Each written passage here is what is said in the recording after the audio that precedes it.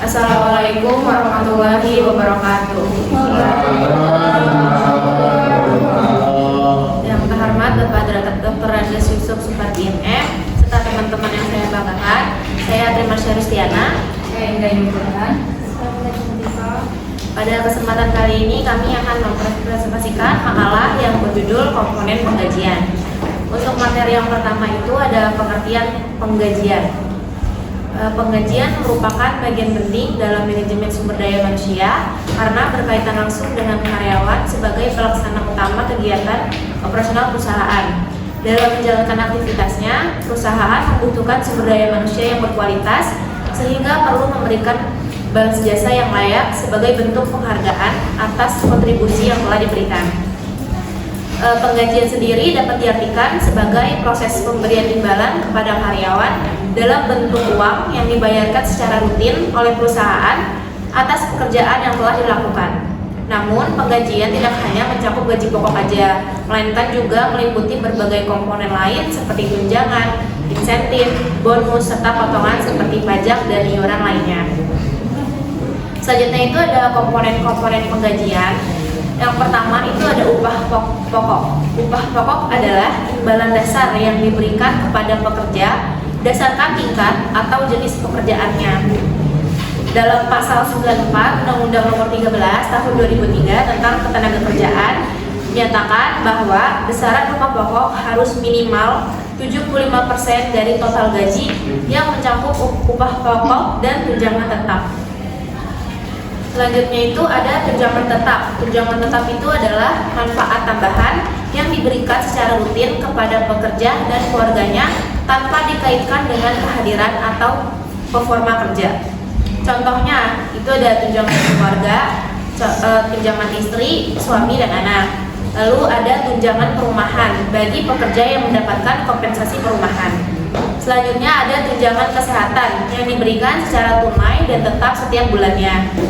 Lalu ada tunjangan makan dan transportasi jika diberikan dalam jumlah tetap dan tidak terkait dengan kehadiran karyawan.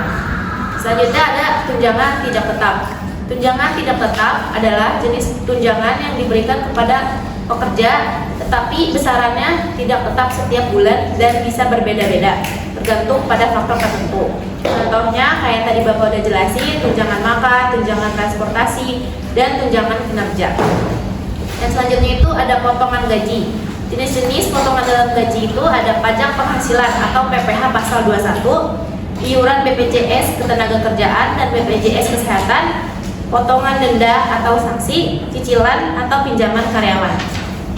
Yang terakhir itu ada upah lembur. Upah lembur merupakan tambahan gaji yang diberikan kepada karyawan yang bekerja di luar jam kerja normal. Selanjutnya akan dijelaskan oleh Bintang. Yaitu jenis-jenis upah. Dalam buku hukumnya perubahan dunia Islam mendasarkan pada sila yang disebutkan tentang soal jenis upah antara sebagai berikut, yaitu upah nominal, upah nyata, minimum, upah hidup, dan upah wajar. Dan selanjutnya faktor-faktor yang mempengaruhi dalam menentukan tingkat upah dalam komponen upah diantaranya adalah sebagai berikut, yaitu kondisi keuangan negara, gaya hidup, peraturan pemerintah, kondisi kerja, kekayaan negara, produktivitas negara, ketersediaan tenaga kerja, dan lainnya. Dan selanjutnya sistem upah. Ada beberapa sistem yang dipakai oleh masing-masing perusahaan dalam memberikan upah, di mana setiap sistem memiliki pengaruh spesifik terhadap dorongan motivasi dan peningkatan semangat kerja serta pencapaian nilai-nilai. Diantaranya adalah menurutnya banyak produksi sistem pemberiannya komponen upah ini dapat mendorong para karyawan untuk dapat bekerja lebih keras dan menghasilkan produksi lebih banyak. Dan selanjutnya menurutnya lamanya kerja sistem ini tampaknya tidak berhasil mengatur pekerjaan tiap masing-masing kemampuan manusia ini.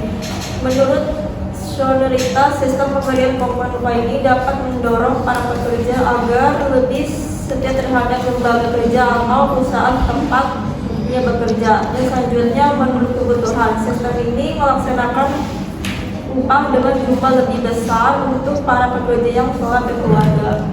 Selanjutnya ada asas pengupahan, di mana setiap asas dapat menjadi pedoman ketika memberikan gaji kepada para pekerja. Yang pertama, no work, no pay, di mana upah tidak diberikan jika karyawan tidak melakukan pekerjaan. Yang kedua, ada pengusaha tidak membolehkan memberikan upah lebih rendah dari ketentuan minimum. Yang ketiga, komponen upah terdiri dari upah pokok dan tunjangan tetap. Rincian besarannya ialah upah pokok sebesar paling sedikit 75% dari jumlah upah pokok dan tunjangan tetap.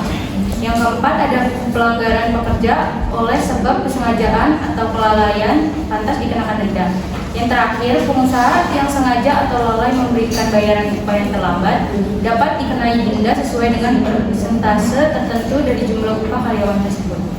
Yang selanjutnya ada aspek dalam menentukan komponen upah yang dibagi menjadi 3 aspek. Yang pertama, gaji sesuai kinerja.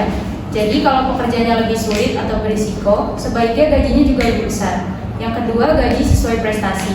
Misalnya dengan memberikan bonus supaya karyawan lebih semangat dan termotivasi dalam pekerjaannya. Yang terakhir, kenaikan gaji merupakan hak karyawan dan biasanya diberikan berdasarkan kriteria tertentu dari perusahaan. Intinya, pengelolaan upah yang baik itu penting untuk menjaga loyalitas dan meningkatkan motivasi kerja karyawan. Baik, sekarang 3 penanya. Silakan, 1, 2, 3. Oke, siapa namanya?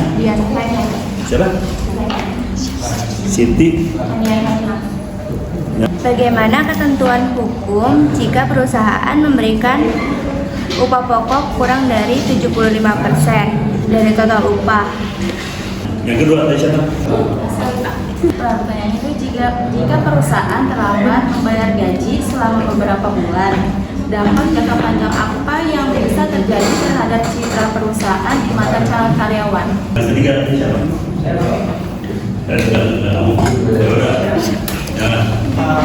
Kalau perusahaan mengalami kerugian, apakah tetap wajib memberikan sebuah komponen gaji seperti bonus atau insentif? Silakan. Gimana siapa? Bisa jawab pertanyaan dari Sally. Jika perusahaan terlambat membayar gaji selama berapa bulan, dampak jangka panjang apa yang bisa terjadi terhadap citra perusahaan di mata calon karyawan? Kalau keterlambatan gaji terjadi sampai berbulan-bulan, dampaknya ke citra perusahaan bisa cukup serius, terutama di mata calon karyawan yang sedang menilai apakah perusahaan itu aman untuk di masa depan mereka. Berapa dampak jangka panjang? Yaitu yang pertama, reputasi buruk di pasar kerja. Kabar soal gaji telat biasanya cepat menyebar, baik dari maupun lewat platform seperti Glassdoor atau LinkedIn. Calon pelamar jadi ragu bahkan sebelum melamar. Yang kedua itu sulit mencari talenta berkualitas. Kandidat yang kompeten cenderung menghindari perusahaan dengan riwayat finansial tidak stabil. Akibatnya, perusahaan bisa hanya mendapatkan pelamar yang dalam jangka panjang menurunkan kualitas tim. Yang ketiga, tingkat kepercayaan menurut gaji adalah hak dasar karyawan. Jika itu saja tidak dipenuhi tepat waktu, calon karyawan akan mempertanyakan manajemen, stabilitas bisnis, dan profesionalisme perusahaan. Yang keempat itu tinggi turnover, keluar masuk karyawan. Karyawan lama kemungkinan keluar dan ini juga terlihat oleh kandidat baru sebagai sinyal negatif. Kenapa? Banyak yang resign ini memperkuat citra buruk. Dan selanjutnya itu evaluator branding rusak. Perusahaan yang awalnya punya citra baik bisa kehilangan daya tariknya. Membangun ulang kepercayaan ini biasanya butuh waktu lama dan biaya besar. Yang selanjutnya, resiko dianggap tidak sehat secara finansial. Calon karyawan bisa menganggap perusahaan sedang mengalami masalah keuangan, bahkan mendekati bangkrut, walaupun faktanya belum tentu separah itu. Sudah terjawab? Ya Pak, sudah. Jadi intinya yang bisa kita ambil dari cerita tadi, jawaban tadi, kalau kita bicara semester 7 besok kayaknya semester 7, sekarang semester 6. Jadi dalam rangka proses ke semester 7 itu menyiapkan apa sih judul skripsi kan harus disiapkan sekarang.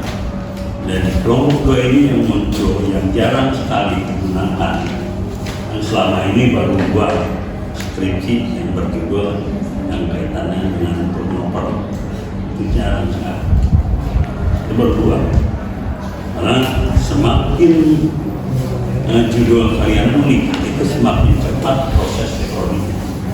Makin cepat proses prodinya dan semakin cepat bimbingannya, sehingga diharapkan semester 8 bukan hanya kalian berakhirnya semester, tapi juga berakhir perkuliahannya dengan lulus di bidang skripsi. Bisa. Oke. Dan yang juga yang jarang sekali, yang sekarang lagi rame-ramenya di tingkat nasional, yang kemudian kita kenal kalau di tingkat DKI Jakarta itu namanya Bantar Gebang, kalau di Tangerang Selatan itu Cikecang, kalau di kota Tangerang itu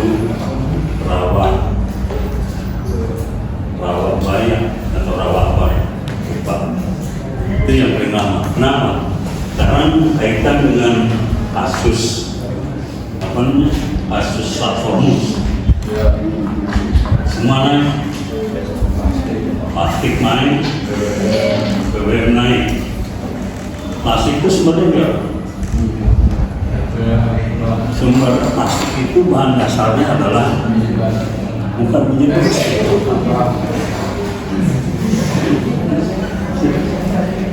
dari minyak bumi sumber dasarnya.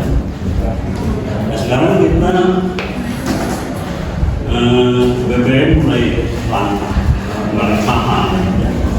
Bisa dibuat, bisa dengan metode ironis.